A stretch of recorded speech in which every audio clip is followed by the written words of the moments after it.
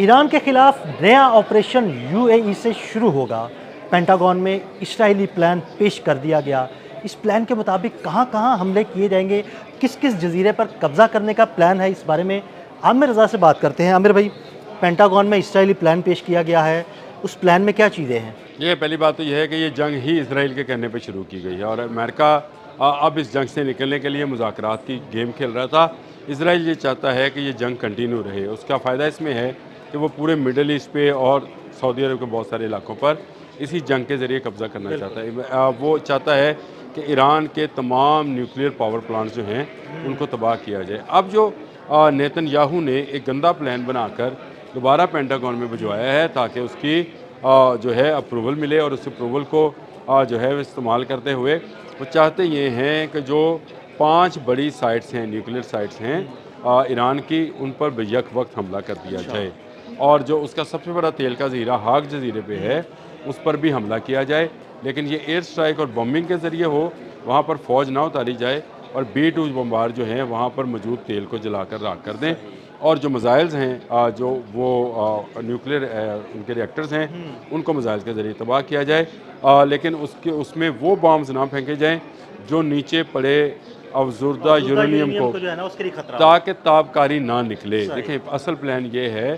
कि अमेरिका पर यह एतराज़ आ सकता है कि उसके न्यूक्लियर साइट पर हमले से जो है ताबकारी बाहर निकली, जिससे बहुत सारे ममालिक उसकी लपेट में आएंगे। ईरान ये बात कर चुका है कि अगर ताबकारी लीक हुई तो इसमें सिर्फ ईरान नहीं, मिडल ईस्ट के बहुत सारे ममालिक जो हैं वो भी मुतासर होंगे और ये जो धुआं या जो केमिकल्स हैं एटमी, ये फैलते चले जाएंगे, ये रुकेंगे नहीं। ये तो पूरी एक के दुनिया के बाद लिए खतरा पूरी होगा। दुनिया के लिए ख़तरा होगा।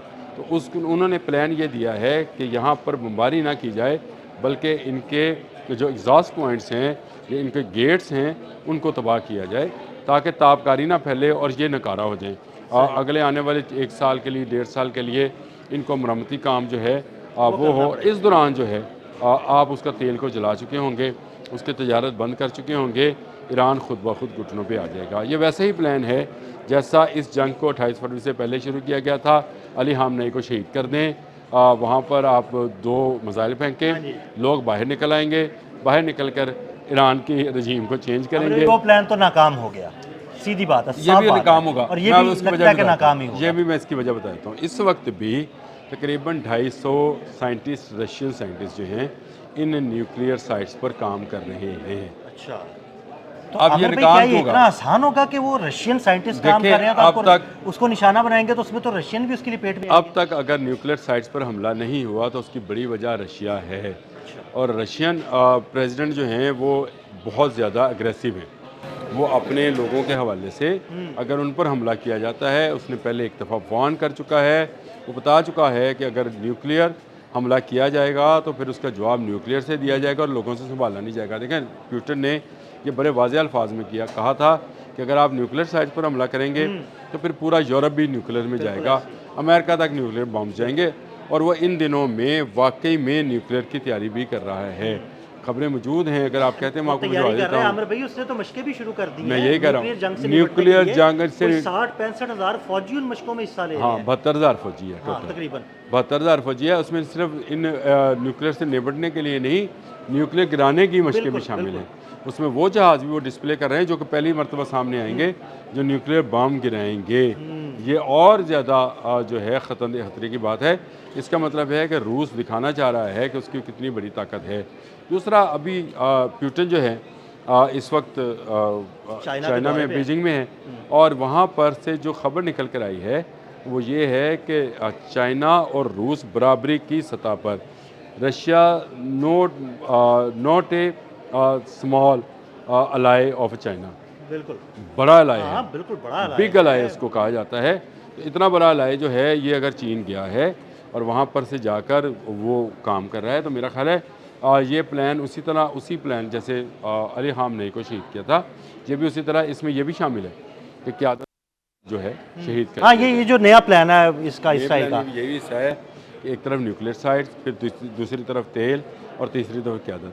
जब आप यके बाद दीगरे इनको तबाह करेंगे या हमला करेंगे और शहीद करेंगे तो ये ईरानी खुद ब खुद जो है अमेरिका की गोद में आ पड़ेंगे, फिर हम जो चाहेंगे वहाँ पर करेंगे। ये एक प्लान पेंटागन में आया है, इसको अभी वार रूम में जाना है। वाशिंगटन में जो वाइट हाउस है उसका जो वार रूम है वहाँ तक जाना है, और वहाँ पर मेरी इतलात के मुताबिक नेतन्याहू खुद इस प्लान को लेके जाएंगे, लेकिन ये उस वक्त तक नहीं जाएगा जब तक पेंटागन से इसकी अप्रूवल नहीं आ जाती है। कि ये जो अगले 2-3 दिन हैं ये बहुत अहम हैं दिन साहब, इसमें नज़र रखनी ज़रूरी है। मैं इसलिए भी कहता हूँ कि मुसलमानों का एक बड़ा त्यौहार आ रहा है, हाँ जी, और अमेरिका और इसराइल जो हैं वो इस त्यौहार पर भी किसी चीज़ को निशाना बना सकते हैं। ये एक और ख़तरनाक चीज़ होगी, एक और ख़तरनाक मूव होगी, और इससे इस्लामी मुल्कों को दूर रहना चाहिए। देखें, मुत्तहिदा अरब अमारात तो दूर नहीं है, वो तो अब समझे कि इसराइल और अमेरिका के पंजे में है, और वो जिस तरह से चाहेंगे उसको मोल्ड कर लेंगे। बाकी इस्लामी ममालिक को चाहिए कि वो दूर हो जाएँ। इस वक्त डोनाल्ड ट्रंप का ये बयान कि कतर और सऊदी अरब जो हैं उनके कहने पर मैंने जंग को टाला है, ये मेरे लिए बड़ा हौसला अफ़ज़ा था, क्योंकि कतर और सऊदी अरब वो ममालिक हैं जहाँ पर ईरान ने हमला किया था, लेकिन फिर भी अल सुल्तान और अल हदीद एयरबेस में से सामने आए हैं वो सामने अगर आए हैं, तो इसका मतलब ये है कि वो इससे यूएई वाले मामले से या इसराइल वाले मामले से कट गए हैं। तो ये ईरान के लिए एक अच्छी खबर है, और ईरान के पीछे अगर वाकई में रशिया खड़ा है और चीन खड़ा है, तो मेरा ख्याल है इतना आसान जितना शायद यहूदी समझते हैं कि ईरान को ख़त्म करना आसान है, हाक पर जो है वो तबाही बर्बादी फैला दी जाए, वहाँ पर अगर बरूदी सुरंगें भी हैं या उनके कमांडोज हैं वो भी साथ ही जल जाएँ। अगर भाई इतना आसान होता ना तो अब तक वो कर चुके होते। देखिए, अगर इतना आसान हो तो वो कर भी गुजरते हैं, लेकिन देखें आसान नहीं है जैसे ना। जैसे जंग जो है आगे बढ़ रही है, जैसे जैसे दिन ज़्यादा गुजरते जा रहे हैं, आज मेरा ख्याल है 81 डेज़ हो गए इसको, 81 डेज़ हो गए, वैसे वैसे अमेरिका भी फंसता चला जा रहा है।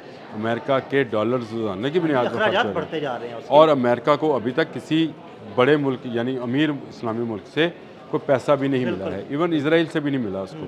तो इसका मतलब ये है कि अमेरिका की इकॉनमी जो है वो हर आने वाले दिन के साथ डाउन हो रही है, और जब आप इस तरह से गिर रहे हों तो फिर आप एक बड़ा हमला कर सकते हैं। डोनाल्ड ट्रंप की जो उसको कहते हैं कि उनकी तबीयत है, उसमें ये जल्दबाजी शामिल है। वो कहते कुछ हैं, करते कुछ हैं। रोज कोई नया बयान वो दे 3 देता है। दिन का टारगेट देते हैं, तो इसका मतलब ये नहीं है कि ये 3 दिन हैं। हो सकता है कि वो इसराइल का ये नया प्लान है, इसके लिए कल ही मीटिंग या आज ही मीटिंग कर लें, और इस मीटिंग में वो अप्रूवल दे दें कि हमले किए जाएँ और ईरान को जो है सबक सिखाया जाए। दूसरी तरफ ईरान है, ईरान भी इसी बात की तैयारी में है कि वो अमेरिका को सबक सिखाएगा, और उसका साथ देने वाले खलीजी ममालिक हैं, चाहे वो दुबई, अबू धाबी और इसराइल हैं, उनको सबक सिखा सकता है। तो ये जंग, अगर ये कोई समझ रहा है कि जंग का मूड नहीं है, तो दोनों फ़ौजें इस वक्त हाई अलर्ट पे हैं, और अगले आने वाले 2-3 रोज़ जो हैं ये बड़े अहम हैं। ये हफ्ता ही बहुत अहम है।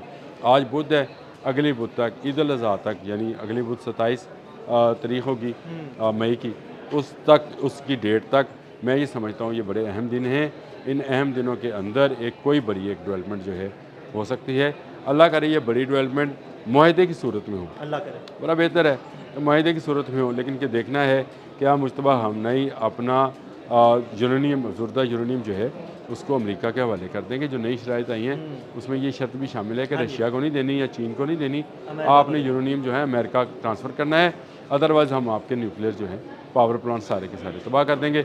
वो मैंने आपको बता दिया कि वहाँ पर रशियन साइंटिस्ट मौजूद हैं। जब तक वो मौजूद हैं, इस बात की गारंटी है कि अमेरिका वहाँ हमला नहीं करेगा। बहुत शुक्रिया आमिर भाई, इस सारे मामले पर आमिर रज़ा ने बड़ी तफसील के साथ रोशनी डाली। मज़ीद अपडेट्स के लिए हमें फॉलो करते रहें। अदील अहमद और आमिर रज़ा को इजाज़त दीजिएगा।